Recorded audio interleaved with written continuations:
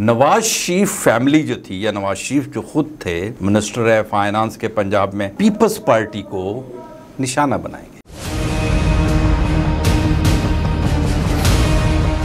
बिस्मिल्लाहिर्रहमानिर्रहीम। नाज़रीन अस्सलाम वालेकुम, मैं हूं मोहसिन तरीन और आप देख रहे हैं प्रोग्राम कब बदलेगा पाकिस्तान। नाज़रीन हमारी सेकंड सीरीज़ है पॉलिटिकल जो पार्टीज़ हैं उनकी ट्रैवल हिस्ट्री पर, और सेकंड पार्ट में हम मुस्लिम लीग नून की ट्रैवल हिस्ट्री डिस्कस कर रहे हैं। और इसके पहले हिस्से में हम ने मुस्लिम लीग नून की जो बुनियाद रखी गई वो, और उसके बाद उसका ट्रैवल करते हुए हम 90 तक गए थे, 1990 जी। इससे अब आगे चलेंगे। शौकत साहब 1990। अच्छा, मैं उसमें एक गुजारिश किया था लास्ट जो हम बात कर रहे थे कि देखें इस पाकिस्तान में ना सियासी जमात, दरअसल हमने उस पर बात भी की थी कि 1967 में जुल्फ़िकार अली भुट्टो साहब ने पाकिस्तान पीपल्स पार्टी की बुनियाद रखी थी। ये वो जमात थी जो बुनियादी तौर पे लेफ़्ट और काफ़ी सारी चीज़ों का एक मलगूबा कह लें उसको, क्योंकि अगर कौसर न्याजी साहब इनके साथ थे तो फिर आप उसको भी अंदाज़ा लगा लें, और मिराज मोहम्मद ख़ान इनके साथ थे तो उससे भी आप अंदाज़ा लगा लें। अब आगे जो हुआ कि हमारे दो टुकड़े हुए, एक बहुत लंबी डिबेट है वो कहते हैं हमने नहीं किया, हम भी कहते हैं आपने नहीं किया, किसने किया? कुदरत ने किया। अच्छा जी, हो गया, ठीक है। उसके बाद हुआ ये कि पीपल्स पार्टी एक पॉलिटिकल फोर्स बन के पाकिस्तान के अंदर जो बचा, पाकिस्तान जो बेसिकली मगरबी पाकिस्तान था, जिसको पाकिस्तान इस्लामी जमहूरिया पाकिस्तान का नाम दिया गया, उसमें जो है एक बड़ी सियासी कुव्वत बन के निकली। बदकिस्मती से माशाल्लाह आ गया।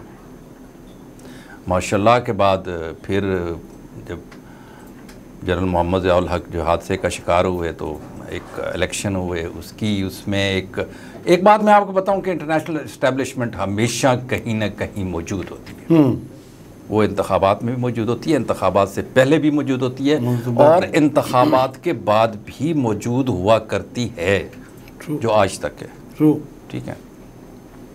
आ गई मुस्लिम लीग, उसकी ओपोनेंट बन गई, और पाकिस्तान पीपल्स पार्टी की हुकूमत वफाक में पंजाब में ना आ सकी, बावजूद जो मैं पहले आपको बता चुका कि मियाँ नवाज शरीफ जो थे वो with the blessing of general Mohammad Ziaul Haq जो उस वक्त चीफ मार्शल लॉ एडमिनिस्ट्रेटर थे, बाद में प्रेसिडेंट बने, उनकी आशीर्वाद से इन्होंने काफ़ी गेन कर लिया था पॉलिटिकल, कम से कम पंजाब के अंदर और पंजाब के बाहर भी कर लिया।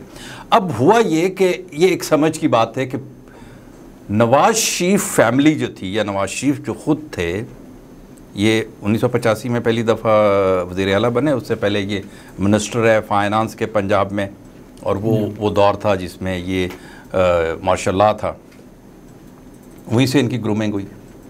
अब इनके जो ज़ाहिर है इनके कुछ अतालीक भी हुआ करते हैं, कुछ उस्ताद भी हुआ करते हैं, कुछ पुड़ी बेचने वाले भी हुआ करते हैं।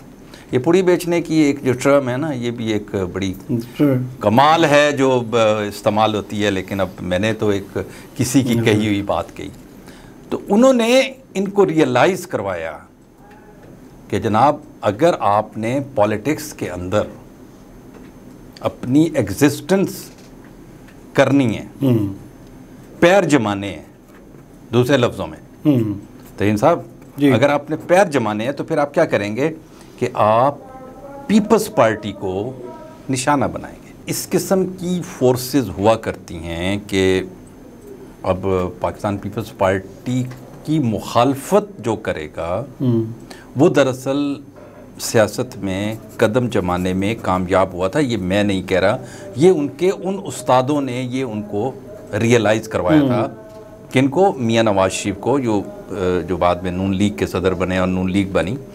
उससे कबल मैं आपको बता दूं कि ये बाकी सियासी जमातों की कमज़ोर होने, सियासी तौर पे कमज़ोर होने की बुनियादी वजह क्या थी?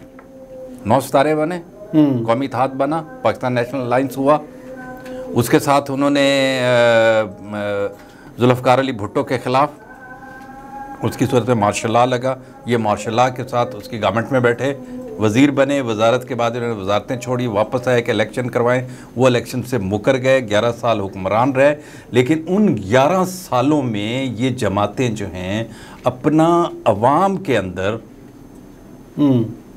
अपनी एग्जिस्टेंस नहीं बराबर कर सके, बराबर रख नहीं सके। फिर 85 का जब नॉन पार्टीज इलेक्शन हुआ, उसमें फिर तो बड़ी खुल के बात हुई ना कि जब सियासी आपके पास कोई वो नहीं है तो फिर ज़ात आई, बिरादरी आई, फिर ताल्लुक़ आया, फिर उसमें पैसा आया। ठीक है ना। अब तो खैर ओपन सी बात है कि सियासत में भी क्या, पार्लियामेंट में भी पैसा है, उसमें तो कोई दूसरी बात नहीं है, वो आया। ठीक है। अब उस वक्त जब ये बेनज़ीर भुट्टो साहिबा जो थी, दरअसल पीपल्स पार्टी हुकूमत में दोबारा आई और 11 साल के बाद आई। ठीक है, क्योंकि 70 में उनका इक़्तिदार ख़त्म हुआ, फिर उन्होंने अपना जो चेयरमैन था उसको लॉस्ट किया।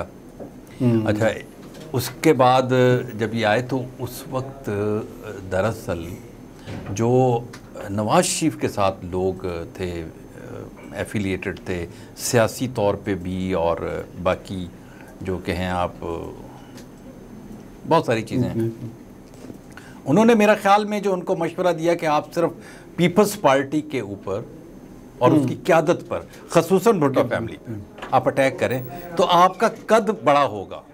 अच्छा, वो कद उस वक्त तो खैर बड़ा हुआ, वो वज़ीर आज़म भी बन गए, लेकिन लेटर ऑन उनको मिसाके जमहूरियत करना पड़ा। अगर आपको याद होगा तो उन्होंने गलती की थी। अब हम वही बात ये कर रहे हैं कि मियाँ नवाज शरीफ जब चीफ मिनिस्टर थे तो इन्होंने वफाक के साथ हेड ऑन किया उस वक्त, और यहाँ उनके ख़िलाफ़ बाकायदा तौर के ऊपर एक कैंपेन किया। इनके साथ जो चीफ मिनिस्टर सरहद के भी मेरे ख्याल में इनकी हुकूमत थी, पंजाब की थी या सरहद की नहीं थी, बलूचिस्तान की, नवाब अकबर बुगटी उस तक चीफ मिनिस्टर थे। तो इन्होंने यहाँ उनको बुला के तो एक बहुत बड़ा कट किया। और हाँ, क्योंकि सिंध में पीपल्स पार्टी की हुकूमत थी, लेकिन MQM जो थी वो उनके साथ नहीं थी।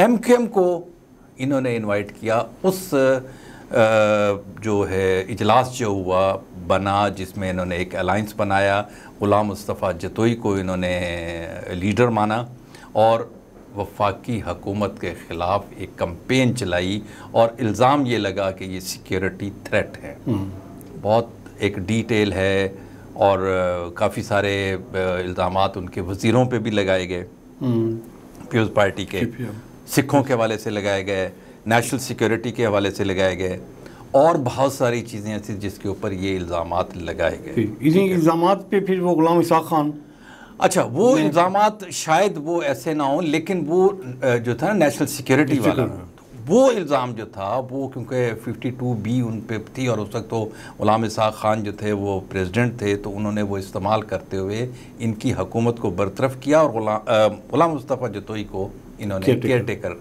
जो है प्राइम मिनिस्टर। और हमें भी अंदाज़ा यही था कि ये इकट्ठे होके जो चल रहे हैं सारे, तो क्योंकि सिंध से नॉर्मली जो है, क्योंकि सिंध का एक प्रॉब्लम था कि एक जुल्फ़िकार अली भुट्टो वहाँ से गए, फिर बीबी को जो है बेनज़ीर भुट्टो को उनकी वज़ारत उज़्मा से हटाया गया। तो हमारा सबका ख्याल ये था, तज्ज़िया भी यही था, और बात भी यही हो रही थी कि वज़ीर आज़म सिंध से आएगा। लेकिन उसी दौरान जो इलेक्शन की कैंपेन हुई, और उससे पहले जो फेडरल गवर्नमेंट के ख़िलाफ़ जो सारी कैंपेन चल रही थी, वो मियाँ नवाज शरीफ का जो है प्लान्ड एक नारा जो है वो लग गया कि वज़ीर आज़म नवाज शरीफ। अच्छा, वो भी मैं आपको पहले बता चुका कि इन्होंने उनके ख़िलाफ़, उनकी फैमिली के ख़िलाफ़ बहुत सारी ऐसी मुहिम चलाई जो अखलाक से गिरी थी, जिसको कहते हैं बिलो द बेल्ट, हिट किया बाकायदा।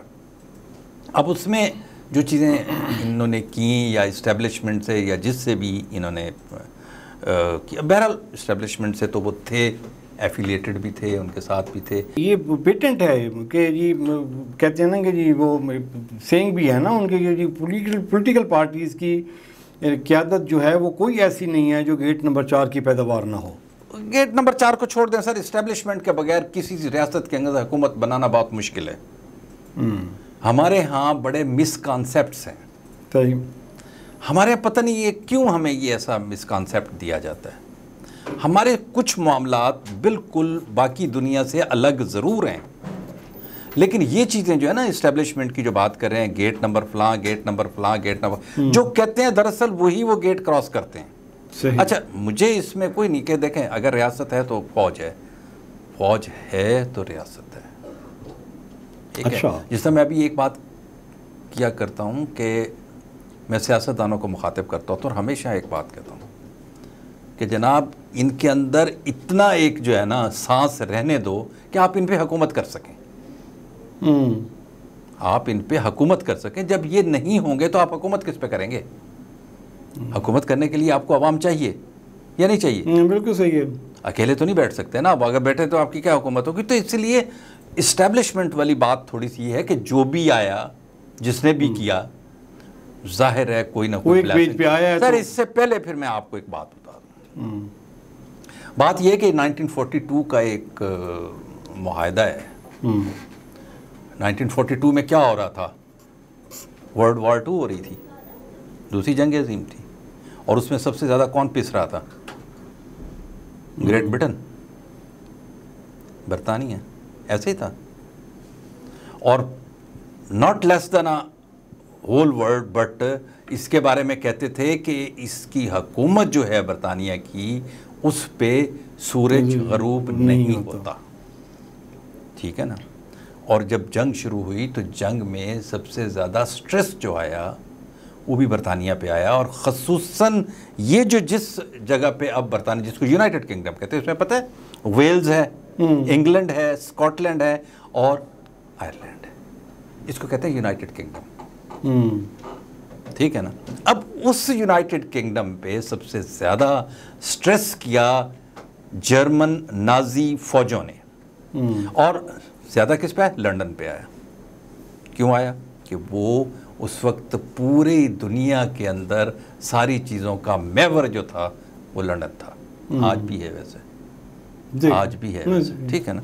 उस वक्त था, और उस पर स्ट्रेस आया कि उसको बमबारी इतनी हुई थी वहाँ, उसको कहते थे, वहीं से टर्म ये इंट्रोड्यूस हुई थी, कारपेट बॉम्बिंग। आज उतनी फॉर्मेशन जहाज़ की नहीं हो सकती कि 200 जहाज़ जो है या 300 जहाज़ जो है एक फॉर्मेशन में जाएं, कारपेट बॉम्बिंग करें, वापस आ जाएं। उस वक्त क्या उन्होंने बैरल, ये 1942 की मैं आपको बात बता रहा हूँ कि उस वक्त जो आज़ादी जितने लोगों को मिली, जितने लोगों से मुराद मेरी है कि उन रियासतों को, उन इलाकों को, उन कौमों को, ये दूसरी जंग अजीम के बाद हुआ। ये फ़लस्तीन की जगह भी जो है, ये इनको जो दूसरी जंग अजीम के बाद बरतानिया ने दिलवाई थी इज़राइल को, जो आज पूरी दुनिया को आगे लगाए खड़ा है। ठीक है? अब वो जो उन्होंने इसका किया कि आज़ादी वाली बात हुई, तो उसमें ये बातें तय हो गई थी कि हम तो इनको आज़ाद करेंगे, लेकिन इनके ऊपर हुक्मरान हमारे रहेंगे। ओके। वो पॉपुलर लीडर होंगे, लेकिन बंदे हमारे पैनल पे होंगे। बंदे हमारे होंगे। पैनल तो बहुत मामूली चीज़ है। पैनल तो ख़राब भी हो जाया करता है। सही सही। तो वो बंदे जो हैं वो आज भी सारी चीज़ें सबके सामने है, कोई ऐसी ढकी छुपी बात नहीं है।